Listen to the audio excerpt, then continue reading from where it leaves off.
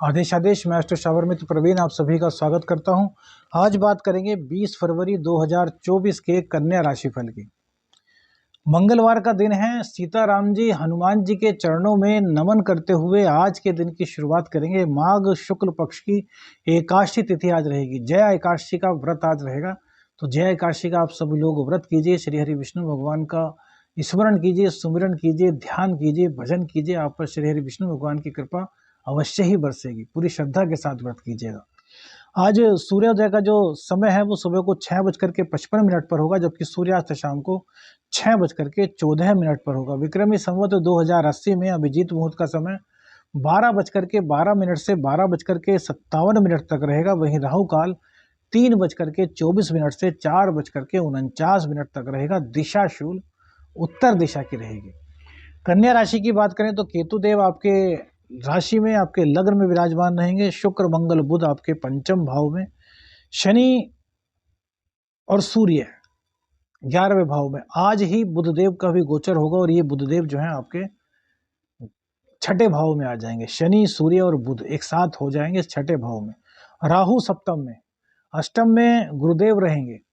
चंद्रमा आपके मिथुन राशि में दशम स्थान में रहेंगे और राहु के नक्षत्र से गोचर करेंगे।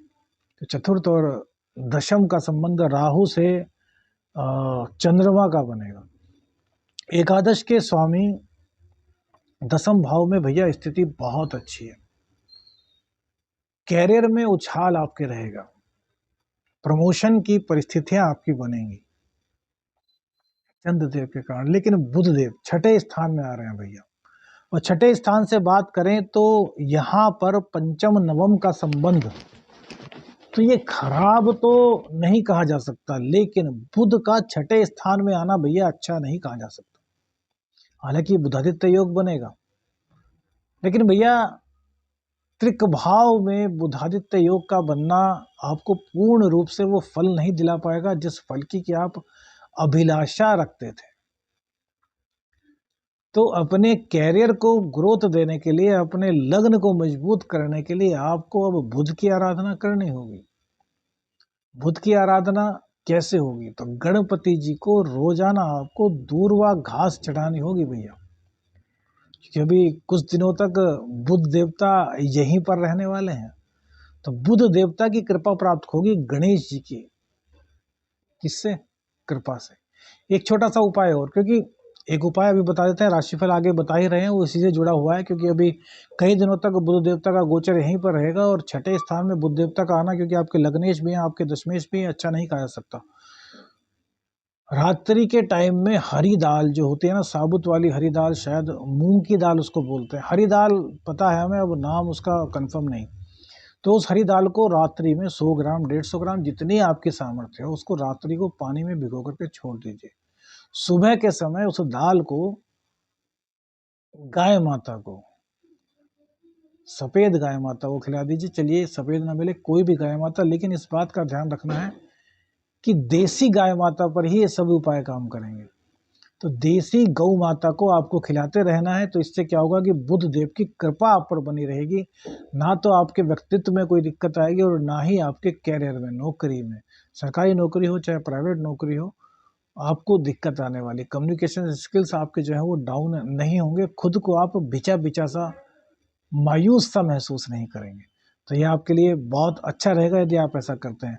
चंद्रदेव की कृपा आपको मिल रही है, क्योंकि दशम भाव में चंद्रदेव जा रहे हैं। यदि बुध को आप मजबूत कर लेते हैं तो फिर आपको किसी तरह की आमदनी में तो कम से कम कोई दिक्कत नहीं होने वाली।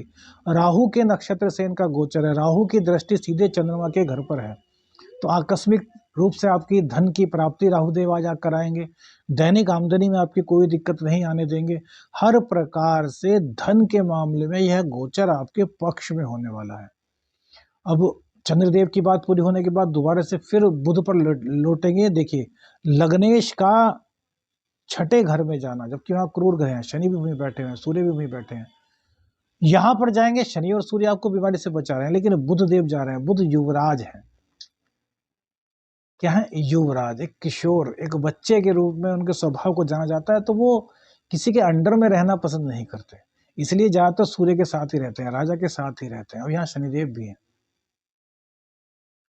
तो रोगों से बचाएंगे तो आपको शनिदेव, लेकिन हमने कहा कि शनिदेव अस्त हो चुके हैं, तो बुध देव का यहाँ पे जाना कहीं ना कहीं आपको रोगी बना सकता है, जैसे कि मुंह की प्रॉब्लम, दांतों की प्रॉब्लम, जबड़े की प्रॉब्लम, गालों की प्रॉब्लम, मुंह पर कोई चोट वगैरह लग जाना, तो इस तरह की प्रॉब्लम आपको सता सकती है।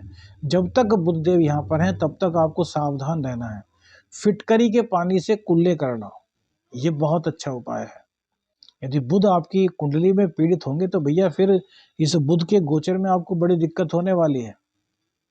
तो बुध को पक्ष में करने के लिए जो उपाय बताया वो कीजिए, और फिटकरी के पानी से आप कुल्ले रोजाना करते हैं तो भी बुध देव का जो नेगेटिव प्रभाव होगा वो आपके ऊपर नहीं पड़ेगा। स्किन संबंधी रोग आपको हो सकते हैं। अब शनिदेव क्या है, शनिदेव गुप्त हैं, तो गुप्त के साथ बुध देव आ गए तो गुप्त राज भी खुल सकता है। लॉजिक पे थोड़ा सा ध्यान देना पड़ेगा आपको। गुप्त रोग होने की आशंका, गुप्त अंगों पर रोग हो जाता है ना, कोई भी एलर्जी हो गई, कुछ ऐसा रोग जिसको कि आप जल्दी से बता नहीं पाएंगे और देर हो गई तो फिर वो बढ़ जाएगा। तो ध्यान रखिएगा, एक तो साफ सफाई का ध्यान रखिएगा, और दूसरी बात यदि कोई ऐसी दिक्कत दिखती है तो तुरंत ट्रीटमेंट लीजिएगा। साफ सफाई का ध्यान रखना बहुत जरूरी है। शनि और बुध एक साथ है, ठीक है। आप सभी हमारे मित्र हैं तो हम आपको बहुत अंदर की ये बात बता रहे हैं भैया। बाद में मत कहिएगा कि भैया मित्र जी ने बताया नहीं था। हाँ, हमारा जो बताने का तात्पर्य है कि आपको किसी भी तरह की कोई भी परेशानी ना आए, आने वाली हो तो आपको पहले से ही बता दें, जिससे कि आप किसी भी दिक्कत से बहुत दूर रहें। और एस्ट्रो शावर मित्र को अपनी दुआओं में, अपनी यादों में याद रखें कि यार कोई है एस्ट्रो शावर मित्र भी जो हमारी हल्की फुल्की परवाह करता है, तो हम भी उसको अपनी दुआओं में याद रखें। इतना कीजिए बस, और सब तो हमारे गुरु गोरखनाथ जी हमें दे रहे हैं। वीडियो को शेयर जरूर किया कीजिए भाई आप लोग, है ना। अब बात करते हैं मंगल देव की। मंगल और शुक्र पंचम भाव में विराजमान है, तो मंगल और शुक्र का पंचम भाव में विराजमान होना किसी भी तरीके से कोई दिक्कत नहीं। भाग्य का सपोर्ट आपको मिल रहा है, शिक्षा में आपकी बहुत अच्छा चाव बढ़ रहा है, आपकी रुचि बढ़ रही है। मंगल और शुक्र का वासना की अधिकता हम रोज ही बताते हैं, लेकिन बताना इसलिए मजबूरी है कि भैया आप ये ना सोचे कि यार आज तो एस्ट्रो शावर मित्र ने नहीं बताया तो आज तो कुछ नहीं होगा और पता चला उस दिन हो गया, तो इसलिए हम रोज इस चीज को कह देते हैं भैया। तो वासना की अधिकता से बच के रहिए। प्रेमी प्रेमिका एक दूसरे के प्रति समर्पित रहिए, क्योंकि आज कोई तीसरा भी आपको कहीं ना कहीं अच्छा लग सकता है। अच्छा लगे कोई बात नहीं, लेकिन उस तरीके से अच्छा नहीं लगना चाहिए कि आपके प्रेमी प्रेमिका के रिश्ते में कोई दिक्कत आए, क्योंकि भैया आकर्षण है, ज्यादा दिन नहीं रहता। प्यार सच्चा दिल का हमेशा रहता है। शरीर को देख करके आकर्षण हो सकता है, लेकिन जो दिल से जुड़ते हैं उनका प्यार अमर होता है। बुध देवता चेंज हो गए। अब बात करते हैं गुरुदेव पर। गुरुदेव अष्टम में है। अब गुरुदेव पर विचार करना इसलिए आवश्यक हो गया क्योंकि शनि, सूर्य और बुध तीनों ही एक घर में है। शनि की दृष्टि गुरुदेव पर पहले से चल रही है, लेकिन अब वो पावर जो है वहां पर सूर्यदेव की और बुध देवते की ही विराजमान हो गई है, तीनों साथ हैं। तो गुरुदेव इन तीनों को संभालेंगे। तो आप सभी से निवेदन है भैया कि आप तुलसी माँ पर रोजाना जल चढ़ाएं। श्री हरि विष्णु शालिग्राम भगवान जी तुलसी माता में बहुत बहुत लोगों ने रखे होंगे, तो या तो ये काम करें, या फिर प्रत्येक रोज जब तक बुध और सूर्य यहाँ विराजमान है, लोटा लीजिए, लोटे में गंगा जल डालिए, उसके बाद जल डालिए और थोड़ी सी रोली डाल दीजिए, और रोली सॉरी माफ कीजिएगा, हल्दी हल्दी डाल दीजिएगा, और उसको केले के पर्वत, केले के पौधे पर चढ़ाइए।